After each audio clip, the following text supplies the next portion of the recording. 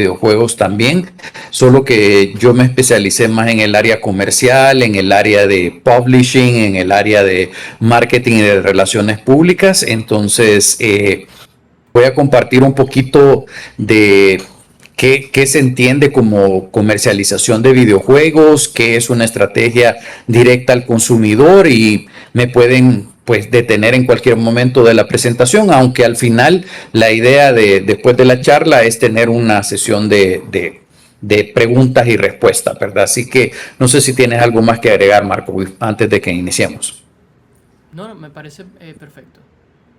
Perfecto, ok. Bueno, entonces, pues antes de ser maestro, yo ya tengo más de 32, 33 años de estar trabajando en diferentes ámbitos. Uno de los primeros ámbitos en los que inicié fue en el ámbito educativo, y siempre fui muy acucioso de las palabras, del significado de las palabras, porque creo que al conocer el significado de las palabras nosotros podemos comprender toda la magnitud que esto conlleva.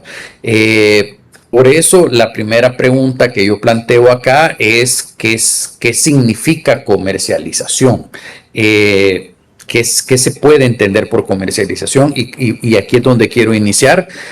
Nosotros en Latinoamérica, y también incluyo Brasil en esta conversación, porque ellos tienen la palabra comercialización, que es parecida, ¿verdad? Solo que le cambian el comercialización por sound, pero el significado es el mismo a través de toda la región, y normalmente es una palabra que se malinterpreta, se malentiende, porque cuando se habla de comercialización se piensa solo en la fase de venta, solo en ese proceso de venta directa hacia un consumidor final, y eso es lo que se entiende en general como comercialización. Entonces, en Latinoamérica, nosotros, no sé en República Dominicana como ustedes lo entenderán, pero en general en los países que yo he visitado, que son varios en Latinoamérica, se entiende normalmente la palabra comercialización igual ventas, y eso es parcialmente verdadero. Entonces, ¿qué se entiende por comercialización? Comercialización, para el caso específico de videojuegos, aquí le podemos poner producto, cambiemos la palabra videojuego y pongamos producto, es el proceso de pues transformar a un videojuego o a un producto o un concepto de videojuego en un producto rentable. ¿Y qué es eso? Como les digo, es un proceso de llevar a un videojuego o un concepto de videojuego a que se convierta en un producto financieramente viable o rentable en el mercado. Entonces es un proceso. Debemos de entender la comercialización como el proceso de llevar un producto al mercado. Es otra de las definiciones que tenemos. Entonces, traspolando esto al tema exactamente de videojuegos, el proceso de comercialización tiene varias fases, varias partes de un proceso. Yo lo he dividido en tres grandes áreas. La primera es la conceptualización, desarrollo y prueba del videojuego. Número dos, la parte de marketing, de distribución y de monetización. Y la última fase, que es la de post lanzamiento y la de soporte y pues engagement en cuanto a los jugadores con el juego y también con el estudio, con los creadores. Entonces lo definimos en tres diferentes etapas, y esto lo hacen todas las empresas que comercializan productos. O sea, este no es un tema de, ok, esto es solo para videojuegos, o no sabía que esto aplicaba también a videojuegos. Esto aplica para todos los productos, sean productos tangibles o intangibles. Siempre el proceso de comercialización tiene estas tres grandes etapas, que es la primera, que es la parte de, digamos, de la creación en general, desde la conceptualización por la fase de marketing y de distribución, y ya de monetizarlo, y luego de seguir enganchado con el consumidor final. Y aquí es donde quiero hacer énfasis en esta primera parte, porque vamos a hablar mucho de la primera parte. la parte de la conceptualización. Entonces, cuando yo estoy en esa fase inicial donde yo estoy, pues, pensando, ya sea de forma colectiva en el estudio, de forma individual, inclusive hasta familiar. Yo me pongo muchas veces con mis hijos a decir, ¿qué sucedería si este juego, si esta actividad la transformáramos en un videojuego, ¿verdad? Y eso puede ser cosas como cocinar, como ver televisión, como estar en la sala. O sea, todos los que hemos desarrollado videojuegos tenemos esta tendencia a muchas cosas de la vida cotidiana a quererlas transformar en un videojuego, ¿verdad? Entonces ahora pues hay muchos simuladores, bueno, hasta hay un simulador de trabajo, ¿verdad? Entonces hay simuladores de carros, hay simuladores de que no hay simulaciones ahora, y también videojuegos relacionados a un montón de temas, ¿verdad? Como para la pandemia, que inclusive salió este videojuego que era sobre matar a la humanidad por medio de un virus, ¿verdad? Entonces se han creado diferentes tipos de ideas. Entonces todos tenemos esa inspiración. Entonces en esta parte muy conceptual, y les traigo esta imagen que para los conocedores de esto está relacionado a un videojuego. Les pregunto ¿qué videojuego fue inspirado por este lugar que está en Japón? Se llama el templo de Fushimi Inari en Kioto, Japón. Alguien que esté en la audiencia que levante su mano o que participe y me diga a qué juego fue inspirado en este templo.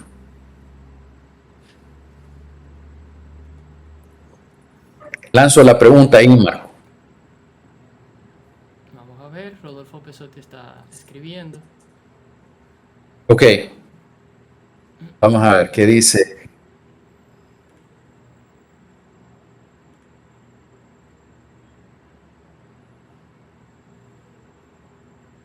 ¿Tenemos respuesta? Siguen escribiendo. Hay 3 personas escribiendo. 3 personas escribiendo, ok. Vamos a ver cuál de los 3 dice. Yo creo que la asociación le va a dar un regalo a la respuesta correcta. Primero dice Battlefield o GTA 6, una de las dos creo yo. Otro dice Okami y el otro Silent Hill. Okami y el otro Silent Hill. Ok, entonces la asociación tenía un gran premio, ¿verdad? Para el ganador de el que contestara correctamente, pero lastimosamente nadie se lo ganó, Marco. Okay. Así que será la siguiente ocasión. Bueno, hay dos más. Dice uno Assassin's Creed y el otro Ghost of Tsushima. Ok, perfecto. Fíjense que los juegos que me están diciendo pues vienen mucho de la cultura japonesa, pero en realidad no. En realidad ese templo que ustedes ven ahí inspiró a los creadores de Star Fox. Star Fox, para los que están muy jovencitos, quizás no lo deben de haber jugado. Yo lo jugué este juego cuando salió, literalmente. Ya era un jovencito. Ahí decimos que se nos cayó la cédula. Ay, se me cayó la cédula, la identificación. O sea, el viejo se me está dando la edad. Ok. Entonces sí estaba muy pequeño. Entonces, este templo tiene una relevancia del por qué se los estoy trayendo acá. Estaban en Nintendo, pues trabajando en ese momento, solo para que lo voy a poner nos vamos a hacer la máquina del tiempo y nos vamos a regresar un poco en el tiempo. En ese momento, las gráficas en 3 dimensiones era algo espectacularmente innovador en ese momento. No habían muchos videojuegos que tuvieran, pues, imágenes en 3D. Y en ese momento no habían juegos de naves espaciales, ¿verdad? Entonces había un gran problema técnico. Nintendo pues quería entrar en el tema del 3D. Todos los videojuegos en ese momento estaban cambiando al tema de 2D, yendo al 3D. Y uno de los problemas a los que se enfrentaron al principio fue, decidieron hagamos un juego de naves. Ellos solo sabían que querían hacer un juego de naves en ese momento. Y comenzaron a trabajar en este videojuego de naves y se topan con un problema. Las naves como son espaciales, ¿verdad? Entonces están en un espacio que las dimensiones del espacio no se pueden medir, y poner a una nave dentro de un espacio que no tiene una frontera bien definidas creaba que el jugador que estaba, bueno, ellos programadores en ese momento, que estaban probando este juego, se perdieran en el espacio y cómo poner los objetivos de las misiones. O sea, era algo bien complejo. O sea, solo quiero que hoy es algo bien sencillo, ¿verdad? Hoy está Star Wars, bueno, han salido nuevas de Star Fox. O sea, ahora es algo bien sencillo, pero en aquel momento, para que me entiendan, era algo sumamente complicado, porque el manejar una nave espacial en un espacio que no tenía fronteras definidas era algo pero sumamente complejo. Entonces, uno de los creadores, se me ha ido el nombre del creador de Star Fox, se va al Templo del Zorro. Literalmente le llaman, tiene su nombre, ¿verdad? Y lo pueden buscar ahí en internet. Es el Fushimi Inari Kyoto Shrine en Kyoto. Pero también le llaman el Templo del Zorro. De hecho, ahí está el zorro, y por eso se llama Star Fox, porque es del Templo del Zorro. Y él comienza a caminar dentro, buscando inspiración. Por cierto, es un hombre que le gusta fumar mucho, pero ahí se da un respiro de fumar y dice: me voy a ir a caminar en el centro de Kioto, y va al Templo del Zorro y comienza a caminar, y llega a este lugar donde, como ustedes pueden ver, es como una forma de un túnel. Entras a un túnel y sigues tu camino hasta llegar al templo. Y en ese momento se le prende la luz y dice: vamos a poner como túneles y le vamos a marcar las fronteras a los jugadores para que ellos puedan completar las misiones y no se pierdan en el espacio. Así nace Star Fox. Entonces, nace de un problema técnico en ese momento. O sea, eso era como inteligencia artificial. 3D en ese momento era como inteligencia artificial. Para los que no vivieron ese momento, para mí fue algo mega espectacular el ver un videojuego que era con pixelitos pequeños, después verlo en 3D.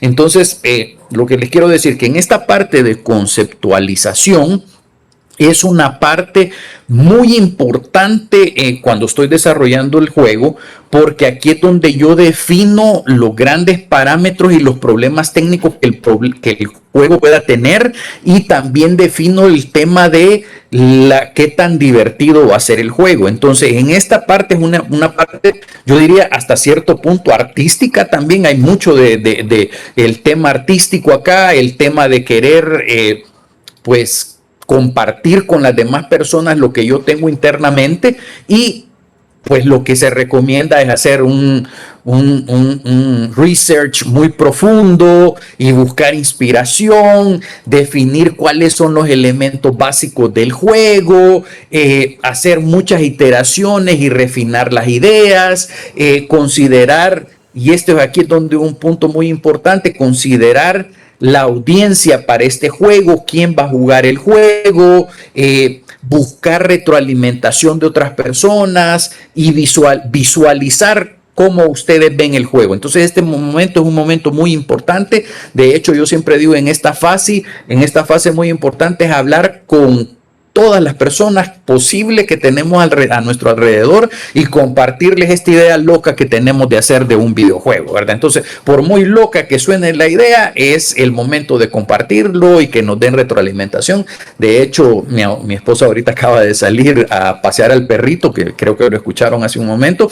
Ella no sabe mucho de videojuegos, pero cuando yo tengo esas ideas locas de videojuegos, hasta con ella las comparto, ¿verdad? Entonces, ella solo me dice: ajá, pero ¿y entonces cómo volaría? Y entonces, ¿y cómo saltaría? O mis hijos también, hago como el mismo ejercicio. Entonces yo les invito a esta parte, que es una parte muy introspectiva, y muy importante. El siempre, cuando estoy en esta parte, yo he puesto ahí como número 1, 2, 3, he puesto como número 4, he puesto el target audience. Es muy importante que cuando yo esté desarrollando este concepto de videojuego, en ese momento yo me ponga a pensar también quién lo jugaría, porque eso nos va a llegar a entender qué podría hacer ese juego divertido, porque ese es el segundo componente muy importante de todos los videojuegos y que ustedes ya lo deben de saber como desarrolladores.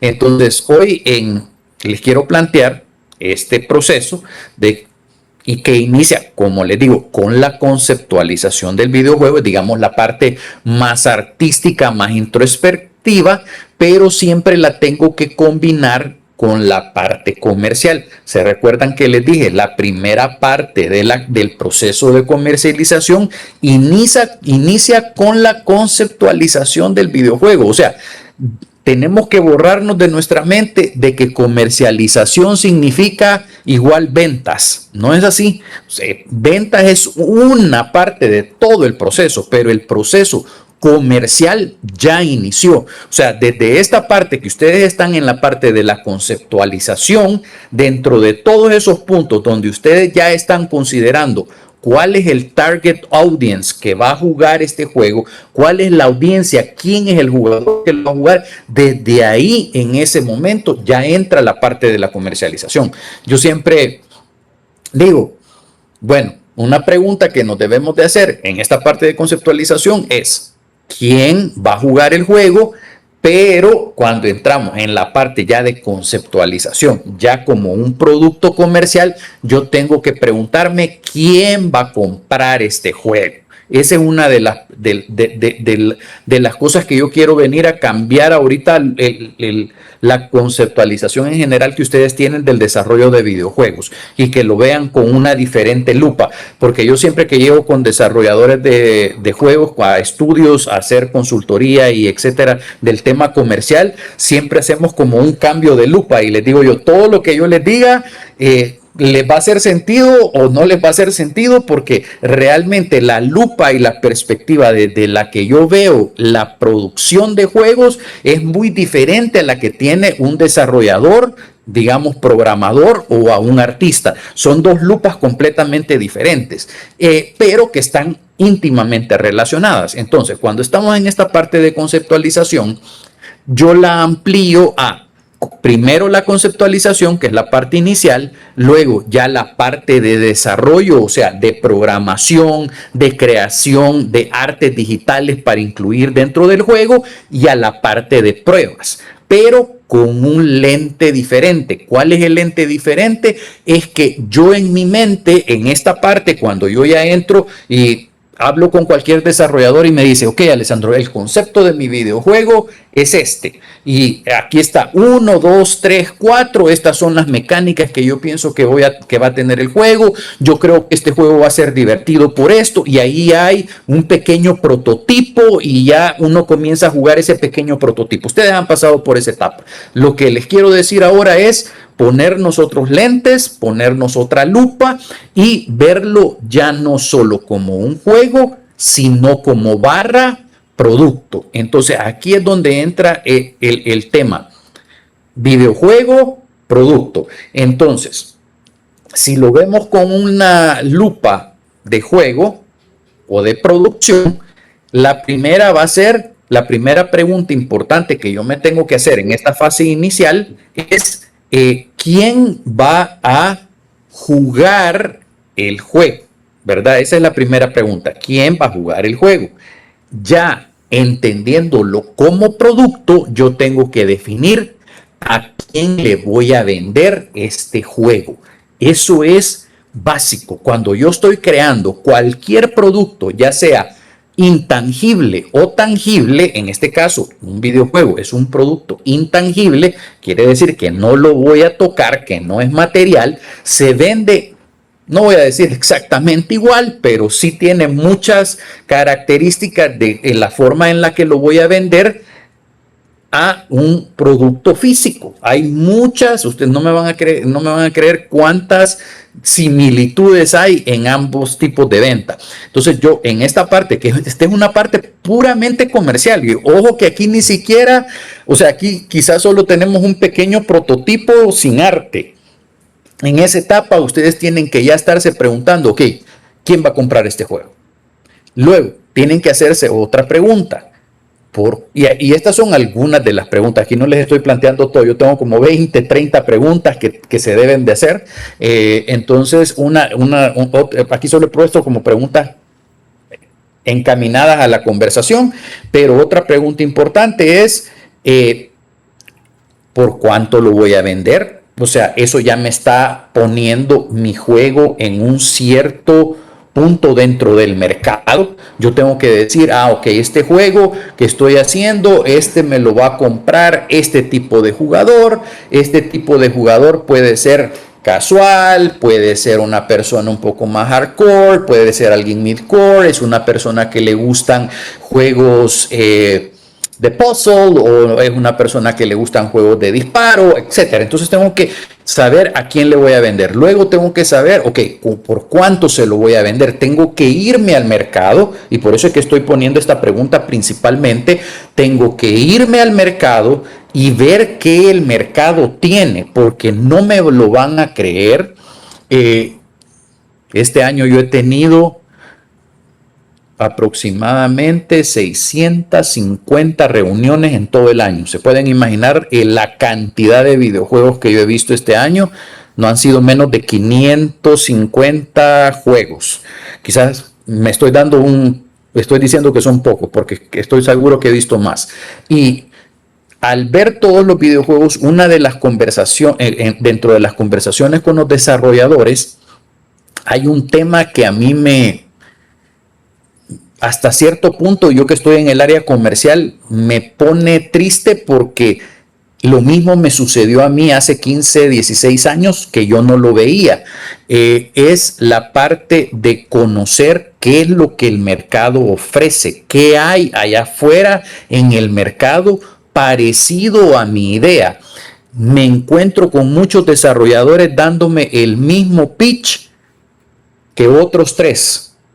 Que otros 4, que otros 5, que otros 10. Entonces yo llego a sentarme con 10 desarrolladores un día, y hay al menos 3 de esos 10 que tienen el mismo producto. O sea, de 10 reuniones que yo pueda tener en una mañana, al menos el 50% de ellos están haciendo un juego parecido o el mismo. Quiere decir que le van a vender casi que al mismo mercado. Y normalmente los desarrolladores me dicen a mí, no, Alessandro, mi idea es única.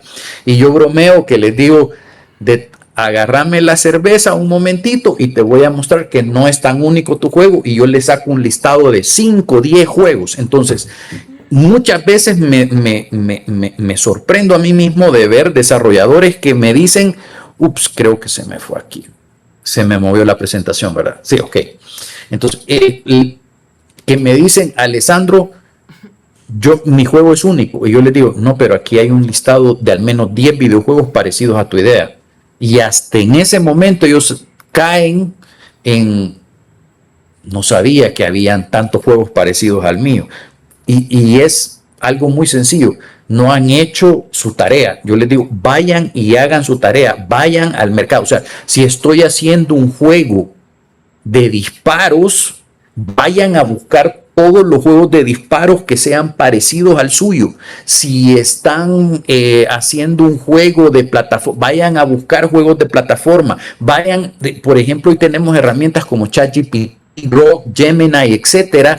Tenemos Steam, donde ustedes pueden ver juegos similares. Y yo les digo, miren, hagan un ejercicio muy sencillo. Váyanse a Steam, pongan un juego que se parezca al de ustedes, pongan el nombre en el buscador, encuéntrenlo y después pongan juegos similares a este. Les van a salir no menos de 100, 200, 300, 400, 500 juegos parecidos.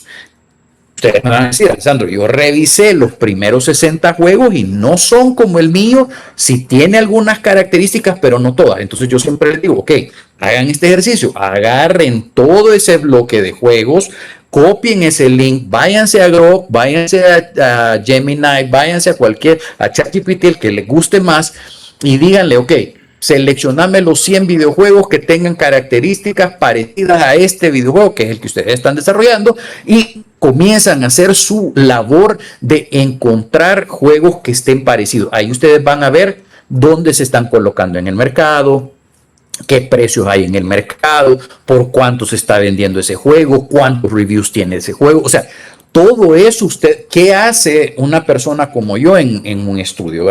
Yo siempre hablo del triángulo del éxito. Para mí el triángulo del éxito es que cualquier estudio de videojuegos tiene que tener 3 partes, y ya lo vamos a hablar más tarde, pero tienen que tener a una persona haciendo esta labor. O sea, cuando ustedes están en esta parte de conceptualización, ustedes tienen que ver qué hay en el mercado. Luego, otra pregunta es fundamental. Y esto, ojo, ni siquiera tengo un prototipo viable, mucho menos tengo un demo, mucho menos un vertical slice. Les estoy hablando que estoy en una etapa sumamente inicial, estoy en una etapa muy de conceptualización y que comienzo a hacer las primeras iteraciones del desarrollo. Yo tengo que hacer, imagínense solo la segunda pregunta, ¿cuánto me he tardado en elaborarla para ustedes? Luego, otra pregunta fundamental es, ¿cómo voy a vender este juego? O sea, me tengo que hacer esa pregunta, ¿cómo lo voy a vender? Y pues a mí me gusta hablar del día a día, de lo que sucede. Yo vivo en El Salvador, que va a ser muy parecido a Dominicana, y vivo en El Salvador, y aquí hay muchas personas que trabajan en el comercio informal, ¿verdad? Aquí se dan muchos los mangos, se da mucho la fruta tropical y todo, y ves gente vendiendo en el mercado. Y yo estoy segurísimo que esas personas, tú vas a hablar con ellos y les preguntas, mire, cuando usted comenzó a vender mangos, por decirle, usted pensó en algún momento cómo los iba a vender. Les apuesto que esas personas sencillas, que a veces nosotros consideramos que son menos inteligentes que nosotros, tienen un valor en cuanto a la parte comercial muy interesante, y ellos te comienzan a decir, sí, es que yo cuando comencé a hacer mangos, yo dije, por ejemplo, aquí vas a la playa y alguien se inventó hacer unos mangos en forma de flor, no sé si se lo inventó él o lo copió en otro lugar, pero se popularizaron. Y la primera persona que hizo eso de vender mangos como que era una forma de flor y le ponía chile encima y otras cosas y parecían como flores y te lo vendían como flores, esa persona debe de haber hecho plata. Entonces, hubo alguien que tuvo esa creatividad de ya sea copiarla de otro lugar, porque no sé si se la habrán inventado acá, o de crearla. O sea, crearon el cómo voy a vender, y de hecho yo he comprado esos mangos como que son una flor porque son bien sencillos como de comerlo y todo. Ya cuando veo a alguien que está vendiendo un mango que no tiene como esas características de cómo lo han cortado, prefiero comprar al que está de esa forma cortada. Entonces, me parece un poco más fácil el podérmelo comer también y se ve más atractivo, ¿verdad? Y veo que la persona también se tomó su tiempo, etcétera. Entonces, lo que necesitan ustedes es preguntarse, ¿y cómo lo voy a vender? Y quizás ustedes directamente no se van a hacer la pregunta, pero necesitan tener a alguien en el equipo que haga esa función. Luego, ¿dónde lo voy a vender? ¿Dónde voy a vender este juego? ¿Lo voy a vender en Steam? ¿Lo voy a vender en consolas? ¿Lo voy a vender en móvil? ¿Lo voy a vender en una plataforma web? Bueno, tirando el comercial acá, voy a ocupar las soluciones de Xsolla para venderlo. O sea, tengo que tener claro dónde lo voy a vender, cómo lo voy a vender, a quién se lo voy a vender, por qué precio se lo voy a vender y por qué me voy a hacer todas estas preguntas, Alessandro. Fácil, porque en base a las respuestas que yo tenga, como te digo, son no menos de 30 preguntas que te tienes que hacer cuando estás en esta fase de conceptualización y que dijiste, ok, este es el videojuego que vamos a hacer, ya probamos las primeras iteraciones, suena divertido tanto para las personas y cuando ya se juega, sí se siente la diversión y yo ya estoy comenzando a probar y a iterar el juego. Entonces, cuando yo ya tengo ya bien definido qué es lo que qué tipo de juego quiero hacer, pleca, producto, aquí yo ya comienzo a tomar decisiones clave. Por ejemplo, ¿cuál va a ser el scope de este juego? ¿Cuál va a ser el alcance? Y ahí es donde yo les digo, yo he hablado con muchos desarrolladores que me dicen, no, Alessandro, yo quiero hacer el siguiente God of War.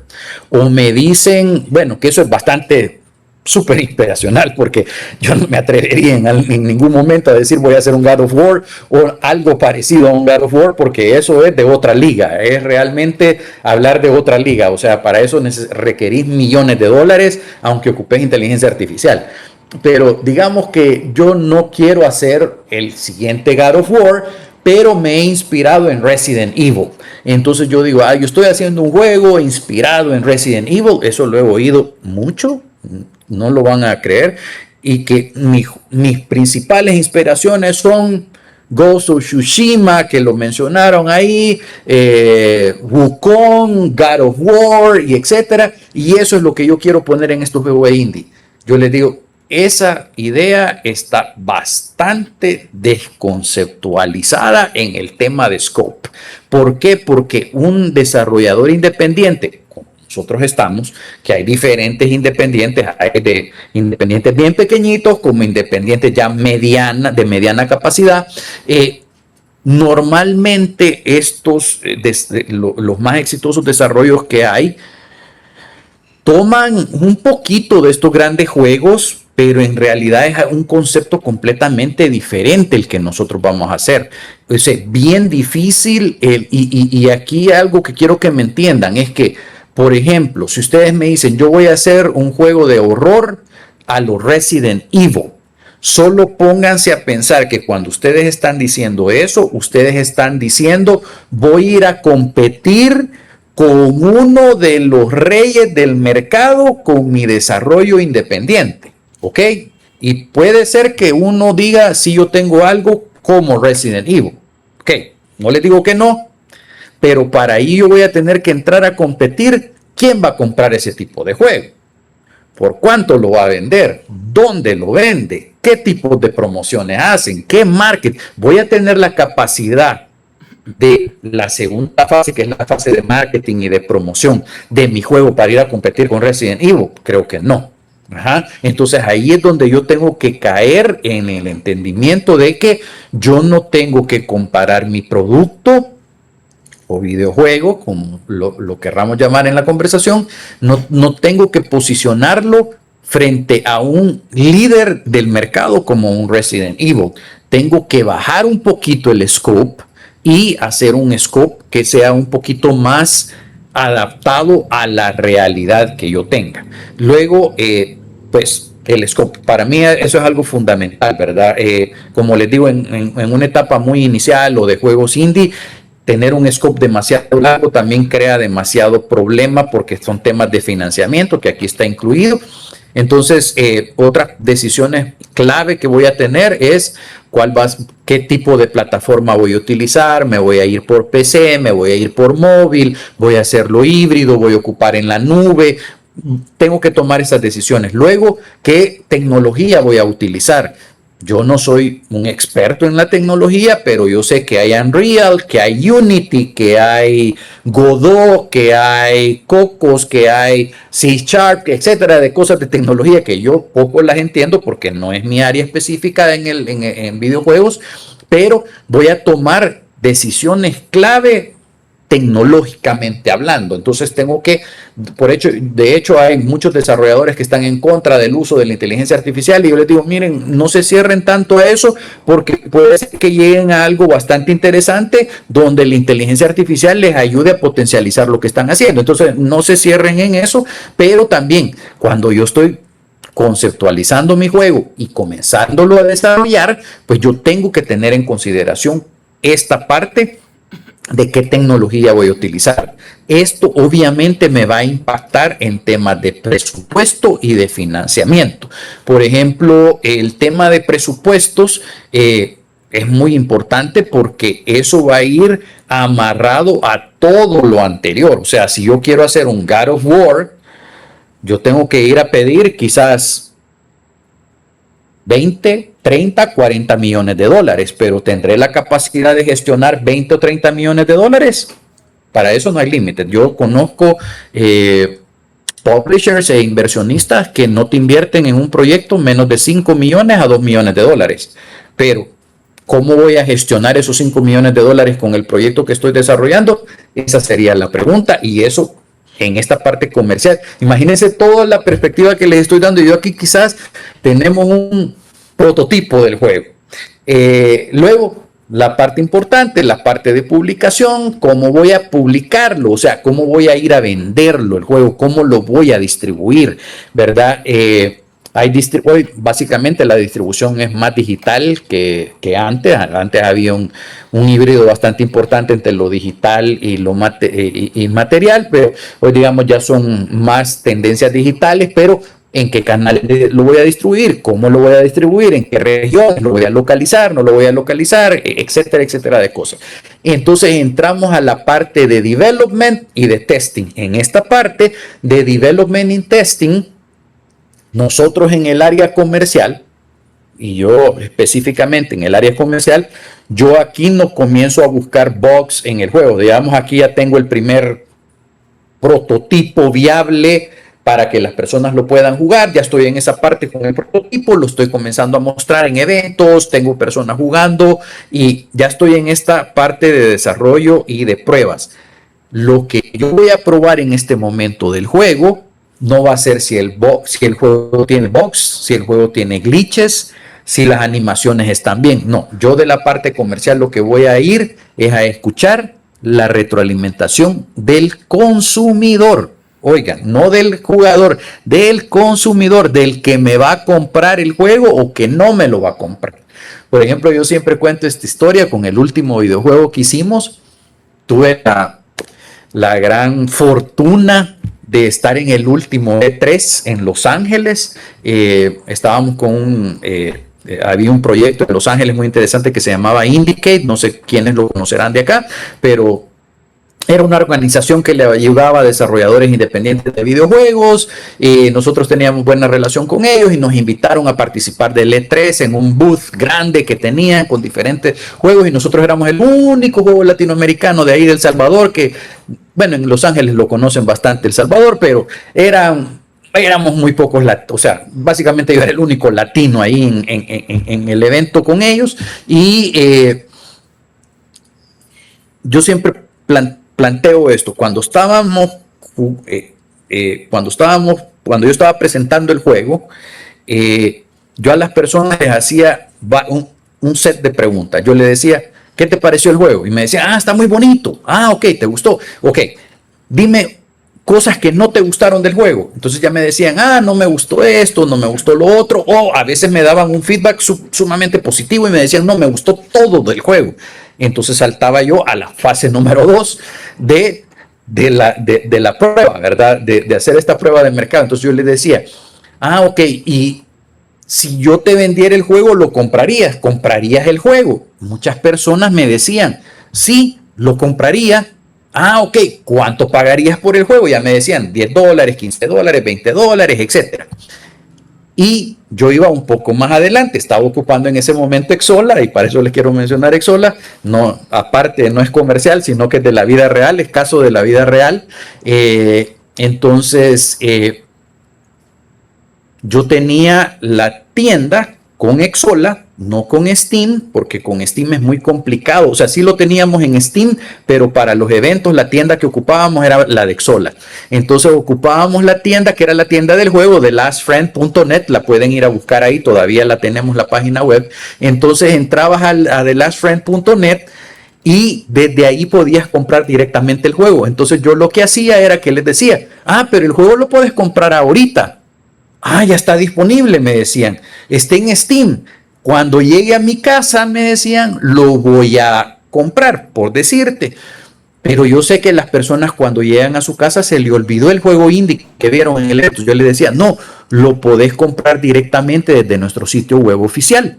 Ya les compartía el link. Teníamos un código QR. Por medio del código QR realizaban la compra directa desde ahí.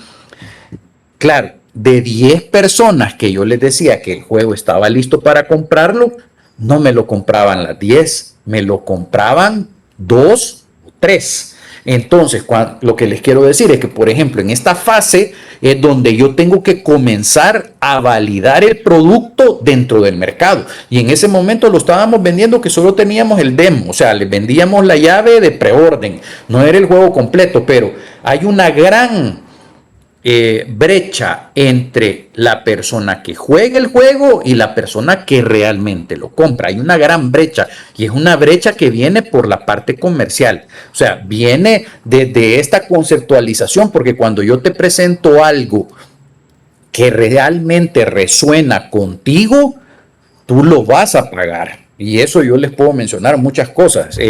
Entre las cosas que a mí me gustan y me encantan es, por ejemplo, a mí me encanta el tema de las consolas. A mí siempre me han gustado las consolas de PlayStation. Yo tengo desde la PlayStation 1 hasta la PlayStation 5. O sea, soy un ferviente devoto a las PlayStation. Y tengo las otras. Tengo Xbox, tengo Nintendo, pero yo la que juego es PlayStation porque es la que a mí me gusta. Cuando salga PlayStation 6, ya sea que valga $1,000, $2,000, $3,000, lo que sea, yo voy a ver cómo voy a comprar esa consola. O sea, para mí el precio ya ni siquiera es relevante. ¿Por qué? Porque yo ya soy un consumidor recurrente de esa marca. O sea, ellos ya me convirtieron en un recurrente. Yo tengo mi cuenta de PlayStation, tengo un catálogo de juegos como de 1,200 juegos. O sea, no voy a dejar perder mi catálogo porque van a salir la nueva consola. Tengo que seguir en el ecosistema. Entonces, así, de esa forma es que operan estas grandes compañías, y eso es algo de lo que nosotros tenemos que también comenzar a desarrollar en nuestra parte. Entonces, esta es la parte comercial. Luego vamos rápido a la parte de marketing, distribución y monetización. Y aquí es donde yo tengo que tomar pues una decisión bastante importante, y es la parte de cómo lo voy a distribuir, a mercadear mi juego. Lo voy a hacer por medio de un publishing partner o voy a hacer un self-publishing, o sea, una autopublicación. Una de las dificultades, que esto ya es cuando el juego está pues encaminado, la parte de marketing va muy amarrada a todo el proceso del videojuego. La parte de distribución sí es la parte propia de venta, donde voy a monetizar el juego, es la parte final. La parte de marketing, muchas personas malentienden y mucho desarrollador piensa que el marketing lo voy a comenzar a hacer 2 meses antes de que salga el juego. Inclusive tengo casos que lo comienzan a hacer una semana antes de que salga el juego. Marketing se tiene que comenzar 1, 2 años antes de que salga el juego, porque marketing involucra muchas cosas, involucra promoción, involucra tema de relaciones públicas. O sea, hay muchas cosas que involucran marketing, redes sociales. Hay algo que se llama el marketing mix. Entonces, el marketing mix está en casi que la totalidad del nacimiento del videojuego. Aquí sí se diferencia de otros productos, porque sí se tiene que comenzar a promover muy rápido. De hecho, yo tengo una pregunta muy recurrente que me hacen, es: Alessandro, ¿cuándo debo de comenzar a hacer marketing? Y yo les digo, ustedes tienen que comenzar a hacer marketing desde el día en el que ustedes ya realizaron todas las pruebas comerciales y validaron el producto, y ustedes ya están claros que ese juego, sea que sea financiado por ustedes mismos o sea financiado por un tercero, ese juego va a ver la luz comercial. Desde ese momento que yo ya estoy claro en eso, tengo que comenzar a hacer marketing. Y a mí me preguntan: Alessandro, ¿me voy por un publisher o me voy por la autopublicación? Esto va a depender mucho de qué tanto tu juego comercialmente sea una viabilidad comercial en frente a un publisher. Los publishers hoy día están un poquito más reservados en el tema de inversiones, está un poquito más complicado. Sí hay inversión, pero ellos están tomando con muchas más precauciones, porque es un momento post pandemia, donde ya todo llegó como a la normalidad. Entonces ya no se está vendiendo igual que antes, y ellos son un poco más reservados ahora. Entonces tengo que tener, a mí me dicen: Alessandro, plan A es el publisher, plan B es autopublicar. Yo les digo, eso es lo peor que me pueden decir. Ustedes tienen que ser plan A, voy a autopublicar, pero como mi juego es tan viable comercialmente, que mi plan B va a ser publicarlo. Yo, ojo, que aquí les estoy diciendo algo que está en contra de casi todas las charlas que ustedes van a escuchar. Casi todas las charlas, plan A es publisher, plan B es bueno, como no encontré publisher, voy a publicar. Yo tengo una percepción completamente distinta a esa. Yo digo, plan A es voy a autopublicar yo, porque es una gran oportunidad comercial.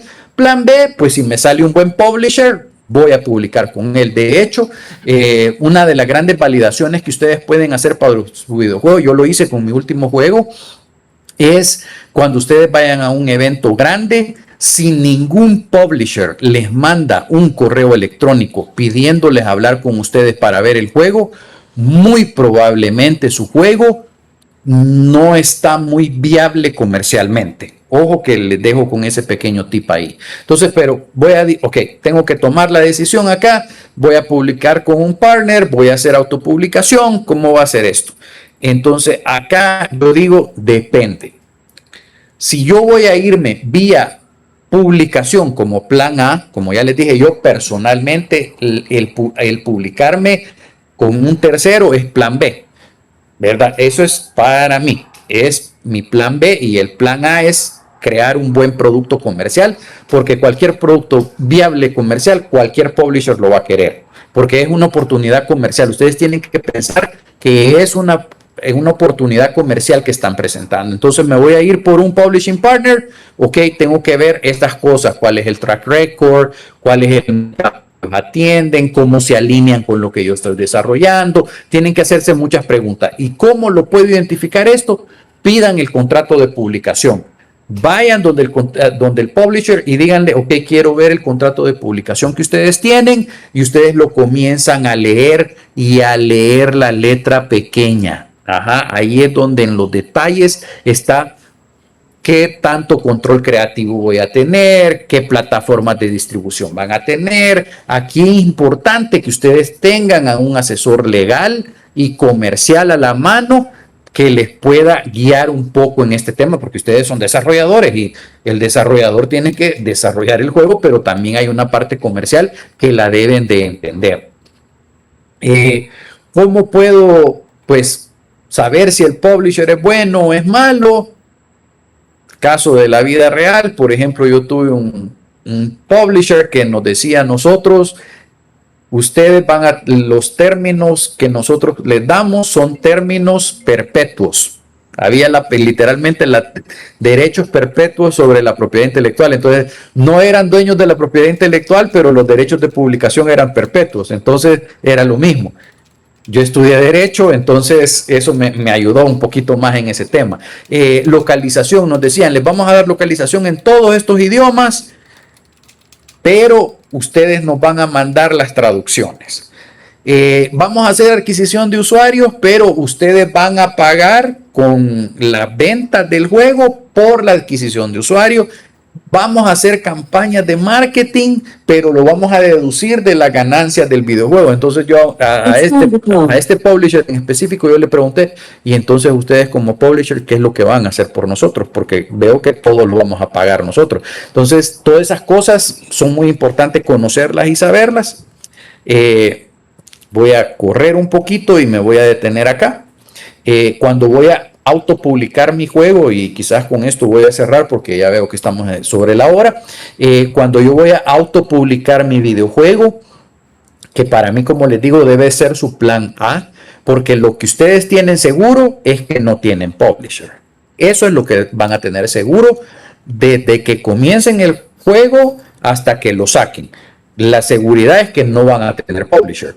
Si ustedes crean un producto viable, un producto comercialmente con buen potencial de rentabilidad, les aseguro que van a tener fila de distribuidores y fila de publishers. Entonces, para ustedes que son líderes de su estudio, tienen que pensar en el triángulo del éxito, y aquí lo traigo, un triángulo del éxito redondo. El triángulo del éxito es que cualquier estudio de videojuegos que se considere serio, ojo, que se considere serio en el tema de desarrollo de videojuegos, tiene que tener al menos tres personas. Ni siquiera voy a decir departamentos, porque departamentos serían decir mucho para un estudio pequeño. Tienen que tener al menos 3 personas a tiempo completo, ojo, o tiempo parcial, ¿verdad? Los que estén haciendo, trabajan en el día y en la noche hacen su parte como desarrollador indie. Tienen que tener, pero personas que se encargan solamente de esto. Uno que se encarga de la IT, ¿verdad? Todo lo relacionado a tecnologías de la información. otro que se encarga de la parte de arte y el último que se encarga de la parte, yo le he puesto de marketing porque es la más fácil de comprender, pero es en general de la parte comercial. Ustedes necesitan 3 personas y normalmente esta parte comercial la hace el dueño del estudio o CEO y dice, no, yo soy el productor, pero también soy el comercial y ya hago lo de marketing. Y yo le digo, pero tienes especialización en marketing, ya has hecho marketing de videojuegos, sabes de publicación, sabes de temas legales, sabes de todo. Entonces me dicen, no, Alessandro, entonces zapatero a su zapato. El que está en el área, y yo siempre pongo el ejemplo, yo trabajo en esta compañía, en Exola, somos más de 1000 empleados a nivel global y los vendedores pasamos vendiendo 24/7. A veces hacemos unas cositas que no son propiamente solo vender, que son administrativas, pero normalmente nosotros estamos vendiendo el producto. Los de producto están haciendo los productos, los de marketing están haciendo marketing para Exola. O sea, cada quien está haciendo su labor. Obviamente en un estudio indie pues no vamos a tener el alcance que puede tener una compañía como nosotros con más de 1000 empleados que cada quien está haciendo una partecita. Tenemos que tener al menos 3 perfiles determinados. Así que con esto voy a parar para que no se haga tan el monólogo y podemos, si tienen tiempo, pues abrir a un momento de preguntas, Marco. Excelente, excelente, Alessandro. Muy buena la charla. Me ha encantado todo lo que has mostrado hasta ahora. Y ojo que no la terminé, va a haber parte 2. Perfecto, perfecto.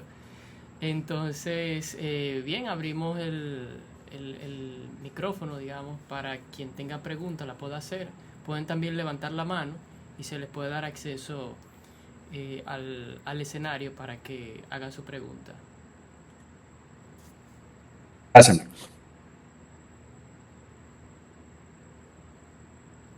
Dark Souls, te escuchamos. Buenas, mi nombre es Brian. Hola, Brian. Yo tengo una pregunta nada más. Para hacer un videojuego extremadamente grande se necesitan como 5 o 10 personas para eso. Y una estrategia y un plan de estrategia también. Sí, como mencionaba, para un videojuego grande, y depende qué es lo que tú tengas como concepción de un juego grande, si tú me estás planteando hacer un juego AAA o digamos como un God of War, ¿verdad? Como este juego, son equipos de 100, 200 personas, o sea, es una magnitud gigantesca un videojuego. 5 personas para un proyecto como God of War, a no ser que sean unos genios de inteligencia artificial, creo yo que en este momento actual sería bien difícil el poderlo desarrollar, Brian. Sí, pero por un lado también es necesario la inteligencia artificial, ya que eso nos ayuda un poco, es una herramienta bastante útil. Claro. Pero como te digo, o sea, si estamos hablando de un proyecto, digamos como ejemplo, ¿verdad? Wukong, God of War, estos juegos más AAA o un GTA. Solo imagínate GTA cuántos años ha demorado sacarlo y ahí ahí creo que trabajan 200 personas en ese proyecto como mínimo. Entonces, o sea, tienen que estar utilizando inteligencia artificial. Entonces es bastante complejo que 5 personas puedan desarrollar algo. Yo me plantearía algo, si es por primera vez, algo que sea un poco en el alcance de producción, no sea tan... siempre con los primeros videojuegos, yo la recomendación que hago es que sean proyectos que sean cortos, que sean fáciles de poderlos desarrollar, porque hay una curva de aprendizaje. Esto es como jugar videojuegos, no sé cuántos de ustedes jugarán, yo juego todos los días. Es como cuando comienzas a jugar cualquier videojuego, comienzas nivel 1 y los primeros enemigos te matan fácil. Si estás jugando Dark Souls, por ejemplo, hay que subir bastante de nivel, hay que subir las armas de nivel para poder completar todo el juego. Es lo mismo en cómo desarrollarlos. Okay, perfecto, muchas gracias. Gracias, Brian. Entonces tenemos otras preguntas aquí. Veo aquí, Rob pregunta, ¿cuáles son las 30 preguntas? ¿Cuáles son las 30 preguntas? Ok.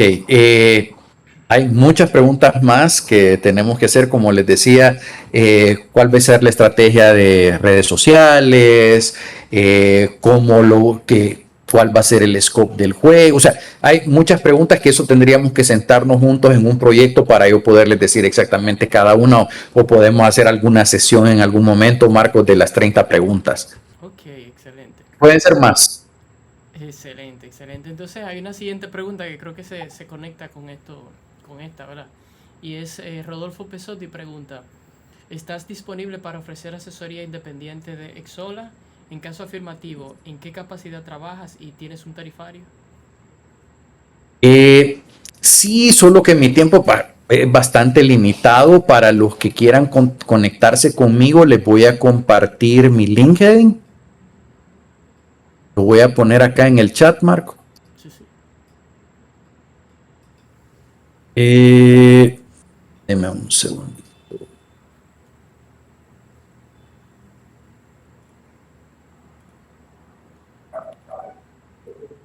De hecho, con el tema, por ejemplo, en la empresa, hago mucho consultoría gratuita de revisión de pitch decks. Por ejemplo, si ustedes van a ir a un evento o de un gameplay trailer y lo quieren revisar conmigo, también es ese tipo de cosas que realmente yo no cobro por eso. Dentro de la compañía tenemos un programa de financiamiento de proyectos, entonces antes que se va a enviar un proyecto yo doy una pequeña asesoría de cómo se puede hacer. De hecho, hoy en la mañana tuve a unos chicos de Argentina, porque acabo de estar en Argentina, y ellos querían que les revisara la presentación de negocios, el video, para que yo les diera mi perspectiva comercial de cómo se veía. Así que eso no tiene ningún costo. Ya si es algo un poco más complejo, que tome un poco más de tiempo, ahí sí pues podemos hablar de algo, pero normalmente trato de hacer que las asesorías básicas no son de paga. Excelente. Ahí está tu respuesta, Rodolfo. Luego tenemos a Michael. Vamos a agregarlo. Aquí. Aquí está. Hola, Michael. Michael. ¿Se escucha? Sí. Sí. Perfecto. Alessandro, es un placer como siempre. Creo que esta es la segunda vez que estoy en un curso contigo. La primera fue en el curso anterior que hicimos en el ministerio. Ok. Y así que agradezco mucho el tiempo invertido en ayudarnos a cómo crecer como industria local. Yo tengo básicamente dos preguntas y pues hoy realmente la quise hacer al micrófono para dar un poquito de contexto porque hago las preguntas como tal. La primera es lo siguiente, y lo digo desde el punto de vista personal. O sea, yo tengo un background en publicidad y ahora después de una maestría en marketing digital, estoy haciendo una transición más a trabajar el tema de estrategia, de marketing y pensar más allá de la parte creativa. Sí. ¿Qué consejos usted nos puede dar, más allá de todo lo que usted ha hablado, de cómo integrar es el tema del marketing y de la estrategia del producto y la parte como estratégica desde el día uno? Lo digo porque aquí la mayoría somos desarrolladores independientes, literalmente aquí la mayoría trabaja solo o pocos equipos y uno no tiene aquí la capacidad de tener una gente que haga marketing solo esa persona. Entonces, ¿qué usted nos recomienda como para integrarlo de una manera lo más práctica posible? Ok, bueno, Michael, primero felicitarte porque estás tomando una tremenda decisión. No hay muchas personas que se vayan al tema de marketing digital especializado para videojuegos. No te va a faltar el trabajo, eso te lo puedo asegurar. De hecho, aquí tienes varias personas que cuando tú ya te desarrolles más en el campo, vas a tener una gran oportunidad aquí con tus compañeros. Y sí, una de las cosas que yo enfatizaría mucho es en el tema de comunidad y en el tema de también tener una identidad. Bueno, tú que estás estudiando marketing lo podrás saber. Este tema de branding, hay que trabajar mucho en la identidad del tipo de juegos que queremos hacer. Por muy indie que seamos, tenemos que tener una identidad de nuestro estudio para que eso resuene en una comunidad. ¿A qué me refiero esto en específico? Si, por ejemplo, Yo un año hago un videojuego de disparos y el siguiente año yo hago un juego casual de gatitos y el siguiente año yo hago un simulador de carros y el cuarto año yo hago un juego de horror. He hecho una mezcolanza de géneros que con la audiencia no va a resonar. ¿A qué me refiero esto? Y lo dije como uno de los primeros puntos de la charla y lo dije en la parte de la conceptualización. ¿Quién va a jugar este juego? Eso es algo que básico. Entonces, cuando yo tengo definido quién va a jugar mi videojuego o ya como estudio, yo digo, este tipo de videojuego yo voy a hacer con el estudio o vamos a hacer en el estudio. Si ya somos varios, entonces tenemos que trabajar mucho en la identidad de nuestro estudio porque eso va a crear una comunidad que nos va a apoyar con ese tipo de juegos que estemos desarrollando. Entonces, para mí es mucho el trabajo comunitario que podamos ir haciendo, aunque sean muy pocos jugadores. Es increíble, yo lo cuento con experiencia de mi último juego. Nosotros comenzamos con un Twitter que teníamos como 200 seguidores porque el dueño del estudio había pagado unas campañas de marketing y teníamos como 200 seguidores, pero unos eran de Arabia Saudita, de África, de unos países así bien extraños, y yo decía, ok, prácticamente tenemos cero. Y comenzamos a trabajar de a poquito, era un juego de salvar perritos, era un juego más casual. Comenzamos a tener unos pequeños influencers ahí trabajando y fuimos trabajando la comunidad de poquitos números. De repente ya éramos 1000, luego 2000, después 4000, llegamos a tener como 12,000 seguidores. No eran muchos, pero sí había mucho engagement. O sea, nosotros sacábamos un post y teníamos la gente comentando, o sea, teníamos una comunidad. Teníamos unos chicos en Brasil, siempre me recuerdo, se llamaban Tavern algo, y entonces ellos nos promocionaban con otros micro streamers. Entonces, para mí lo más importante cuando estoy comenzando con mi juego es definir mi estudio, qué tipo de videojuego va a ser. Una vez que ya esté claro qué tipo de videojuegos vamos a hacer, por dónde nos vamos a ir, ahí vamos a ir a buscar la audiencia. Y lo más importante hoy día es tener una audiencia hasta cierto punto cautiva de lo que tú estás produciendo para que ellos consuman. Ese sería como lo más básico que se tiene que hacer, Mike. Muchas gracias. Y la segunda, pues realmente una respuesta muy, muy precisa. La segunda pregunta, y algo que también viene mucho de la maestría que acabo de terminar, a mí nosotros nos dieron un módulo de gestión de proyectos, y yo que vengo a trabajar más como creativo, más haciendo las cosas, no tanto gestionándolas, yo me di cuenta que yo veía las cosas muy de punto de vista artístico, y me estoy dando cuenta que el tema de los videojuegos, al final, aquí hay muchos proyectos muy lindos en la comunidad, pero se pierden por un tema de gestión del proyecto, de tema de producción, de estrategia de producto. O sea, yo sé que usted viaja muchos sitios porque yo lo sigo en LinkedIn. Ah, sí. ¿Qué cosas usted ha visto que son comunes, errores comunes de producción en todos los desarrolladores de la región? ¿Y qué cosas usted entiende que pueden ser quick wins que nosotros podemos aplicar de una vez para mejorar esa parte de eso? Excelente pregunta, y así como quick wins y algo que escucho mucho es el problema del scope. Tú mencionaste el tema, soy artista y he estado gestionando proyectos y veo que otros también gestionan. Esa parte artística hay que pulirla un poquito, diría yo, que la vamos a recortar, pero pulirla un poquito porque a veces, la mayoría de veces el desarrollador quiere hacer demasiado. Hay que focalizarse en hacer poco, pero que sea bueno. De hecho, conversación de ahora en la mañana con unos argentinos que estuve con ellos en Buenos Aires y estábamos dándole esta pequeña consultoría que les digo.